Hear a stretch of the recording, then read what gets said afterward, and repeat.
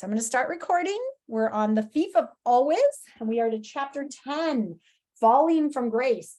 So Harvey, our hero, just jumped off the roof after that Rictus's sister, I can't quite remember her name, turned him into a vampire, which is a little weird, but okay.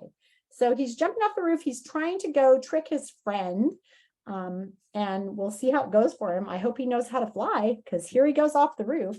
And here's his picture again. He looks a little scared. Doesn't really look very vampire-y, but we'll see. Falling from Grace, chapter 10. The wind wasn't there to bear him up. He plummeted like a slate tossed from the gables, a cry of sheer terror escaping his throat.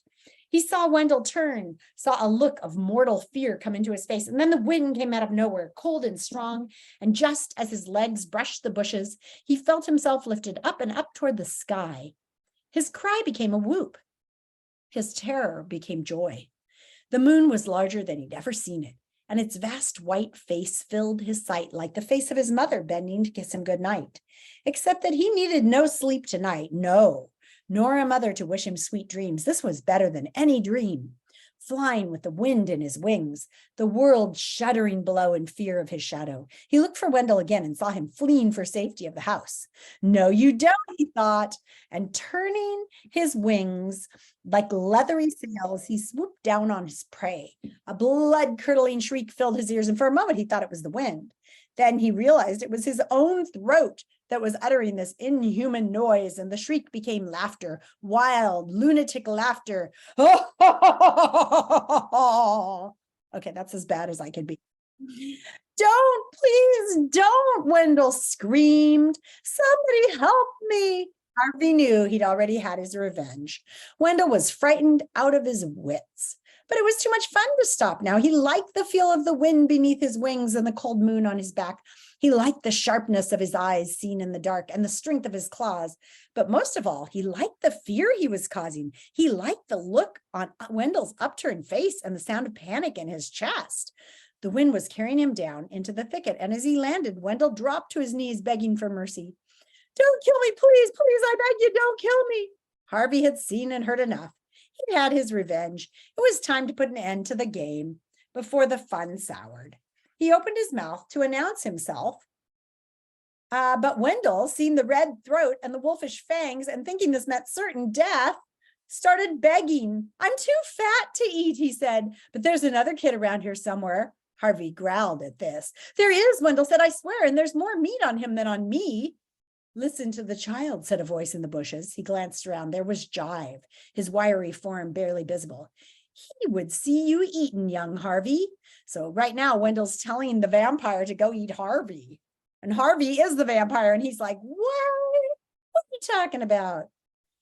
Wendell heard none of this. He was still advertising the edibility of his friend, hoisting up his shirt to show his blubbery belly to prove how untasty he would be. You don't want me, he sobbed. Take Harvey, take Harvey. Bite him, said Jive. Go on, drink a little blood. Why not? The fat's no good, but the blood's hot. The blood's tasty. He was doing a little fat dance. Don't waste the taste. Go eat the meat. And still Wendell whined. You don't want me. Find Harvey. Find Harvey. And the more he sobbed, the more Jive's chant made sense to Harvey. Who was this ridiculous boy, Wendell? Anyway, he wasn't a very good friend if he would give Harvey up. What are you waiting for? Jive said. We've gone to all this trouble to make a monster of you. Yes, but it's a game, Harvey said. A game, said Jive. No, no, boy. It's more than that. It's an education. Harvey didn't know what he meant by this. If you don't pounce soon, you're going to miss him, Jive hissed. It was true. Wendell's tears were clearing, and he was staring at his attacker with a puzzled look. Are you going to let me go? He murmured. Harvey felt Jive's hand on his neck. Do it, Jive said. Harvey looked at Wendell's tear-stained face and trembling hands. If the situation had been reversed, he thought to himself, would I have been much braver? The answer he knew was no. It's now or never, said Jive. Then it's never, Harvey said, never. The word came out as a guttural roar, and Wendell ran away, yelling at the top of his voice. Harvey didn't chase him. You disappoint me, boy, Jive said. I thought you had the killer instinct.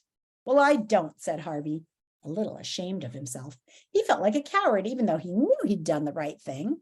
That was a waste of magic, said another voice, and Mar, oh, that's the one who changed him, appeared from out of the bushes, her arms filled with enormous mushrooms.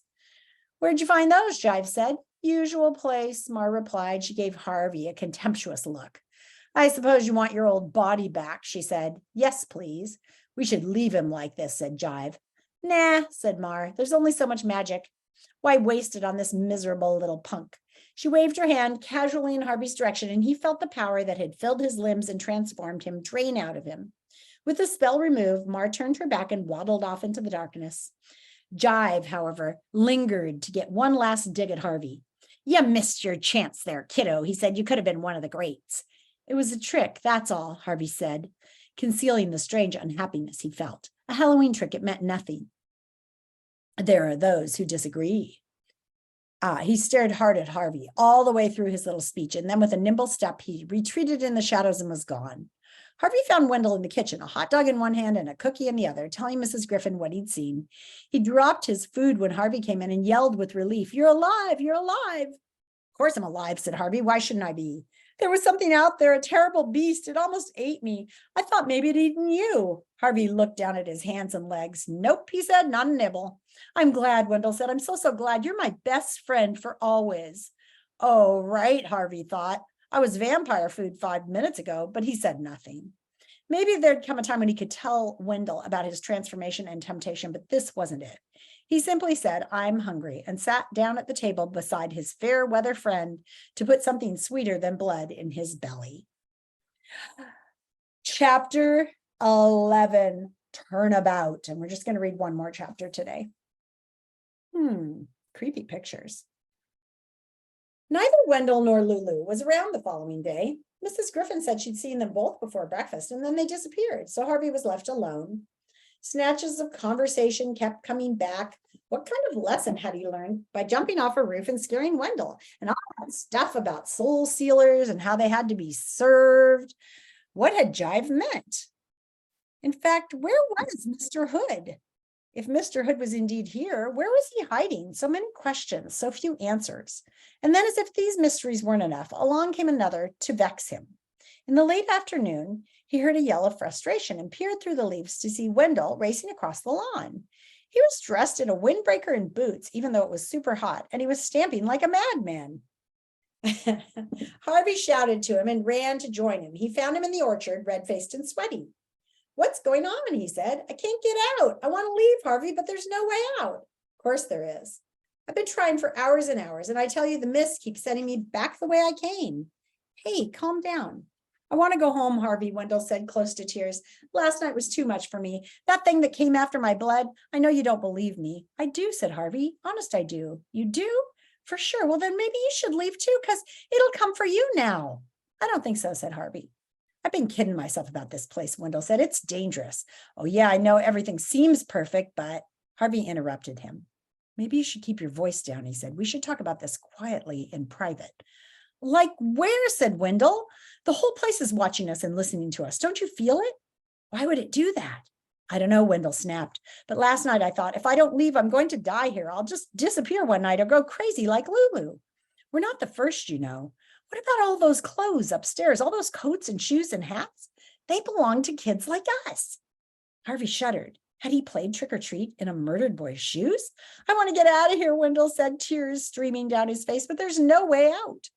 If there's a way in, there must be a way out, Harvey reasoned. We'll go to the wall.